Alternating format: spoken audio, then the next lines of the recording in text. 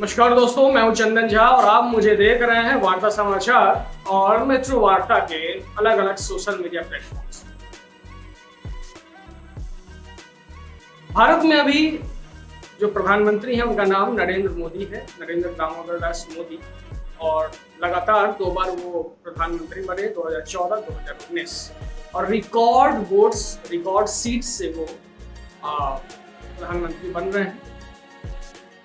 इसी बीच जो विपक्षी दल है, विपक्षी एकता का एक ढिढोरा पीटना इन लोगों ने, जो विपक्षी पार्टियां हैं, उन्होंने स्टार्ट किया और उसका रिजल्ट फलाफल 23 जून को पटना में देखने को। इसमें जितनी नॉन बीजेपी पार्टियां हैं जो विपक्ष में हैं वो एक साथ एकजुट होंगी और 2024 के इलेक्शन के लिए अपना कमर कसेंगी और एक प्लान पे काम करेंगी।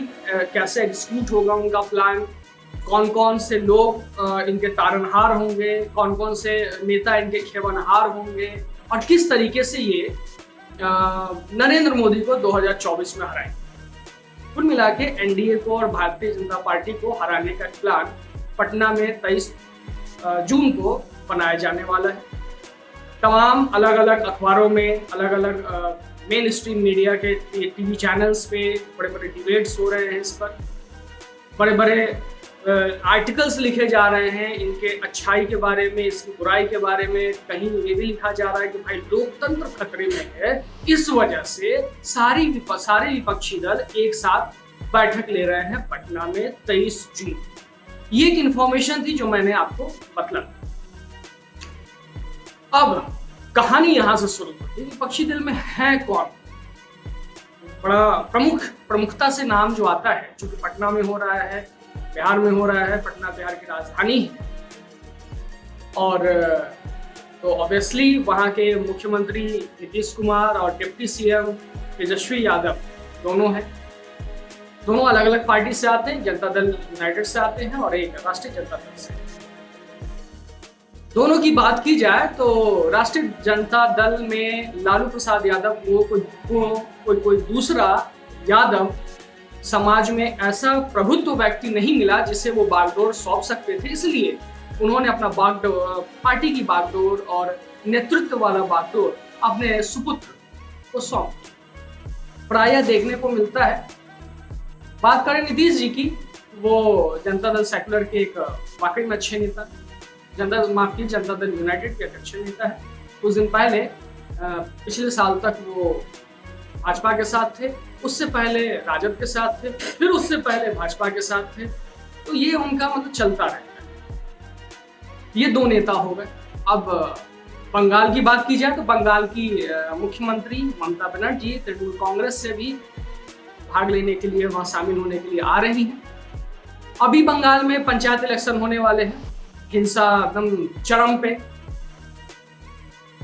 जब हिंसा चरम पे है तो अब समझिए कि इन लोगों की बयानबाजी में क्या क्या बयान। कुछ दिन पहले ममता बनर्जी ने कहा कि बीजेपी और कांग्रेस दोनों एक दूसरे के गोद में बैठे, है ना। मतलब कमाल की बयानबाजी है। एक तरफ तो विपक्ष को एक साथ लेने की बात करते हैं और अपने अपने स्टेट से आपको लीड करने वाला है कांग्रेस के खिलाफ ही बयान देते हैं। खैर, राजनीतिक बयान के कोई बहुत ज्यादा मायने नहीं होते हैं। मायने सिर्फ ये होते हैं कि कब, कैसे, क्यों और कहां फायदा मिले। दिल्ली जैसे अर्ध राज्य के पूर्ण मुख्यमंत्री श्री महाकट्टर ईमानदार अरविंद केजरीवाल जी भी जा रहे हैं और संविधान की प्रति भी लेकर के जा रहे हैं अपने साथ। और वहां पे जितने विपक्षी नेता आएंगे उनको दिखलाएंगे कि देखिए साहब, ये जो है हमारे साथ अन्याय किया गया, लोकतंत्र का गला घोटा गया और देखिए अध्यादेश लाया गया, तो कृपया आप लोग जो है हमें मदद करें राज्यसभा में पास करवाने के लिए। हालांकि मुझे लगता है कि उनकी गणित, केजरीवाल साहब की जो गणित है वो अच्छी ही होगी कि एनडीए का जो समर्थन है राज्यसभा में यूपीए से ज्यादा है। अब बात करते हैं झारखंड के मुख्यमंत्री हेमंत सोरेन की। हेमंत सोरेन की स्थिति बहुत अच्छी नहीं है। कभी कभी वो भाजपा के सपोर्ट में भी बयान देते हुए नजर आते हैं। फारूक अब्दुल्ला भी आ रहे हैं। फारूक अब्दुल्ला भी, उनके सुपुत्र कुछ ही दिन पहले भाजपा और मोदी के सपोर्ट में बयान दे रहे थे। ये जो विपक्षी एकता है, विपक्षी एकता की मीटिंग सबसे बड़ा सवाल है। ये विपक्षी एकता की मीटिंग पटना में ही थी और भारतीय राजनीति के दो ऐसे धुरंधर राजनीतिज्ञ हैं जिन पे विश्वास करना उनके लोगों के उनकी पार्टी के लोगों के लिए भी बड़ा मुश्किल। एक हमारे नीतीश कुमार, बिहार के मुख्यमंत्री, और दूसरे अर्ध राज्य दिल्ली के पूर्व मुख्यमंत्री अरविंद केजरीवाल। यहां तक सुना जा रहा है कि केजरीवाल जी ने अध्यादेश के मामले पर मल्लिकार्जुन खड़गे और राहुल गांधी जी से के पास अपना मैसेज भिजवाया था, लेकिन अभी तक उन्हें इन दोनों से मिलने का वक्त नहीं दिया।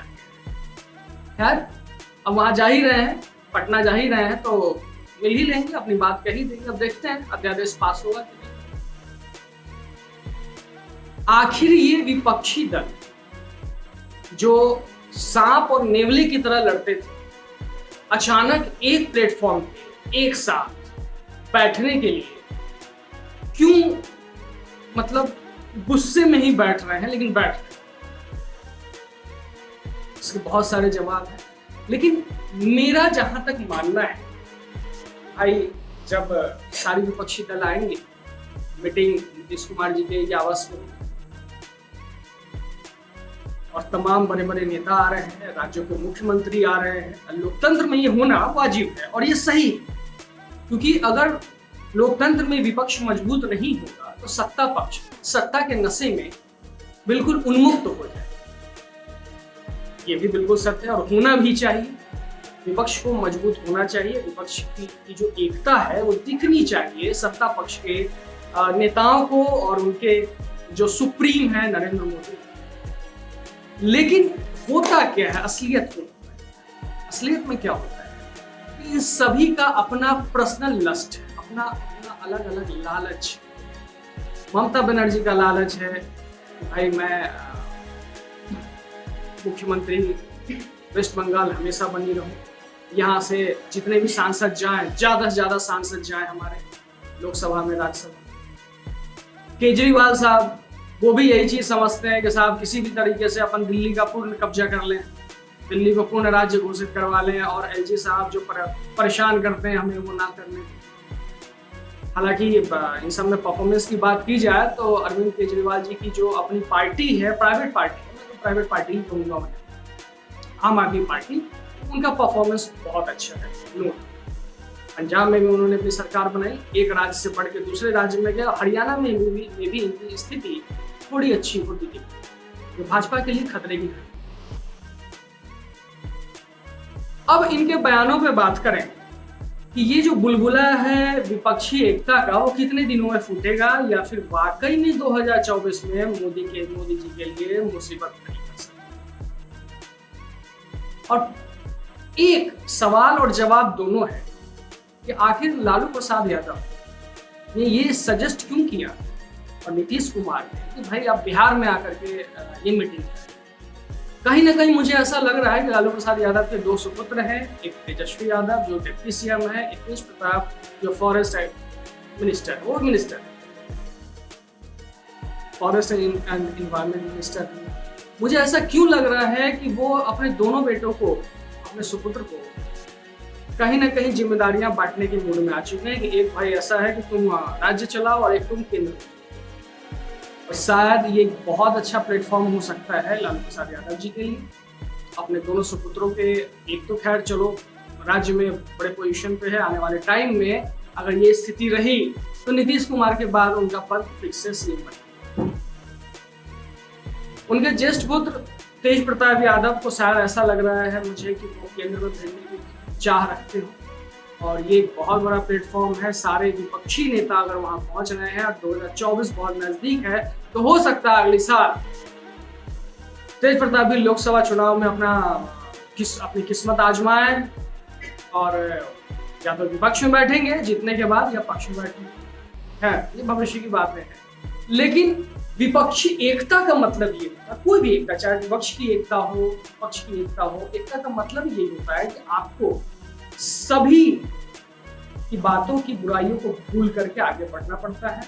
गाहे बगाहे ये खबर आ रही है कि आम आदमी पार्टी के जो संयोजक हैं, मालिक हैं केजरीवाल जी, उन्होंने शायद कांग्रेस के पास एक मैसेज भिजवाया कि साहब आप 2-3 स्टेट छोड़ दो, वहाँ हम लड़ेंगे। यही स्थिति ममता बनर्जी के साथ भी रही। उन्होंने भी किसी 2-3 पार्टियों को, विपक्ष की है, उनको मैसेज करवाया कि साहब आप छोड़ दीजिए, यहाँ हम लड़ेंगे। आखिर सब इस तरीके से करेंगे तो जो लोकतंत्र की जो ये दुहाई देते हैं कि लोकतंत्र खतरे में आ गया, खतरे में आ गया, तो ये अपनी लालच की वजह से इस लोकतंत्र को निपटाने लगते हैं।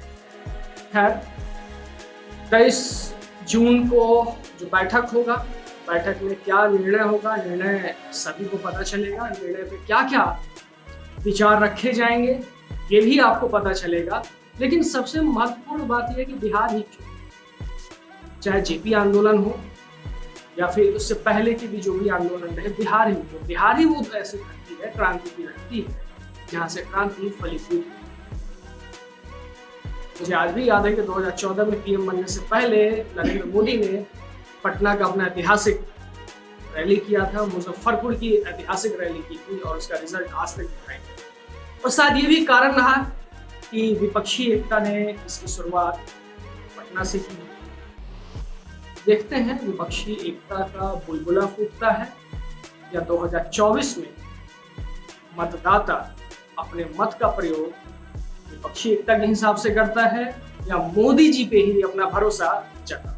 हमें देखते रहिए आप वार्ता समाचार और मेट्रो वार्ता के सभी सोशल मीडिया प्लेटफॉर्म।